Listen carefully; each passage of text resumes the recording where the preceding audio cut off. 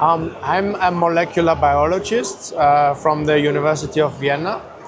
I started in 2020 in a PCR laboratory that first did paternity tests, but using a similar method as the HLVd detection, PCR, polymerase chain reaction. And that sort of knowledge really helped me translate into our newly founded laboratory. Yeah. So we already, me and my business partner, we already knew about the techniques and we had access to the machinery, and then we thought, what useful case could we apply this technique to? And then we went to a cannabis conference in Los Angeles, where they first introduced this problem to us, that HLVd is a really serious one, and also told us about the tissue culture technique. And then we thought, yeah, we will adapt this for the European market. Yeah. Tell me something about your company. Yeah, we are Altus Biolabs. We are an analytical laboratory in Vienna, Austria. And we started in 2022, so 4 years ago. And we specialized in testing of cannabis and cannabis products. What we do is we test plants, we test them for pathogens like hop-latent viroid, fusarium and others. We also do gender testing. We determine male or female sex chromosomes for plants. And we do cannabinoid testing, so THC content, CBD content, and so on. We are an ISO certified laboratory, so our analytical reports are also, you can also show them to the authorities for legal purposes. And we are also a tissue culture laboratory.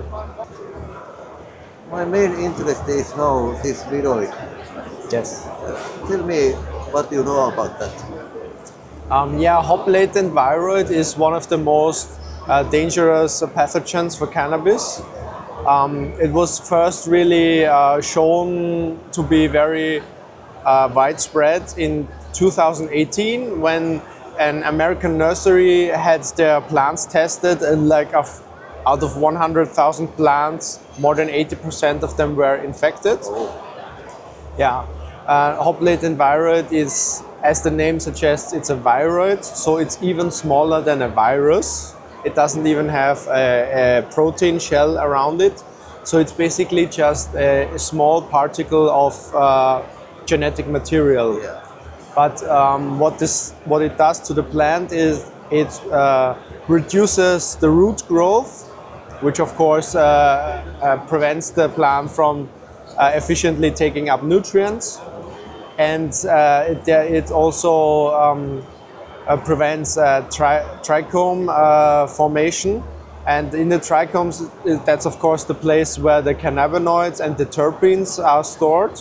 So it also reduces the THC and the terpene content of flower that is produced with infected plants. Well, it sounds terrible. And what I have understood, it can spread also in the seeds. Yes. So the most common way that we know how it spreads is if people make clones of infected plants, if they make cuts. But it was also shown in scientific studies that it spreads quite efficiently through seeds as well. Well, now the important question. You have been testing how widely spread it is today in Europe. I would say between 20 and 30% of the samples that we have tested are at least positive. It varies a lot between different facilities. So some facilities are shown to be very clean, so they have no viroid at all. But those who do have it, they usually have it in most or all of their plants. Yeah, so it really, once it's in a facility, it can spread very quickly, especially if people put lots of plants on the same table, where the water washes through one plant and then through the next one. that's one very efficient way for the viroid to spread. Can you recognize from the plant those infected by eyes, or is there some symptoms you can see? It's very difficult to detect because, as the name suggests, it's latent. So symptoms don't really show immediately. What you can see is that it grows more slowly, the plant. Yeah. So if you see a side-by-side comparison between a healthy plant and an infected plant, there you can see that the healthy plant grows normally. The infected one is stunted, so much smaller, and grows more to the side a little bit. And yeah, if it's very extreme, then of course you have also nutrient deficiency like symptoms, like yellowing of leaves. That's because, of course, the viroid damages the roots, and the roots can take up enough nutrients for the plant. So that's how that happens. And it can stay also in the soil. Yes, that's what we suggest. So anywhere where the roots remain, the viroid itself also can remain in the tissue. It's not very widely spoken in the seed markets. So the problem is, let's say, relatively new. So it took a while to spread the information. First it was spread through America, through California. That's where they found things out. Now we are doing some work to explain this to people, to plant producers, but also to seed producers. With many plant producers, especially in Austria and Germany, we've had success. They now know a little bit more about the problem, and when they cut the plants, they sometimes test with us. Some, but not all, of course. For seed producers, it has been a bit more difficult to convince them that testing is really important. Yeah, so but consumers complain more and more that the seeds are not so good they used to be. It can be also that the infection makes exceptions. You can take one good seed, strain, but if the infection is, you get low results in your home grow.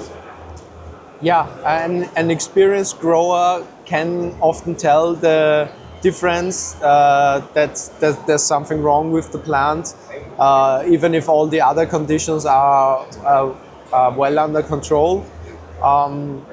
It's maybe beginners won't really know why the plant isn't performing as it's supposed to, but many people have already run into this problem.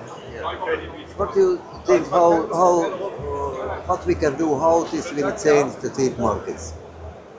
The best way is to generate awareness, also for the customers who buy the seeds, to make them ask their supplier, hey, have you tested your seed batch? Yeah. Can you show me a certificate from a laboratory? So there are several laboratories in Europe who test for it. We have one of them. Any supplier who really takes care should be able to show a certificate. I think quality control is something that has been difficult in the cannabis industry, mostly because of the prohibition. In many countries it was illegal, and in many countries it still is. So it has been difficult, but we are now working to basically give both the companies and the end consumers a bit more data, a bit more quality, so they can be sure how good the product is, how good the plants are performing. I think this is an important step for the industry to become more professional, and it goes along with the legitimization of the legalization. So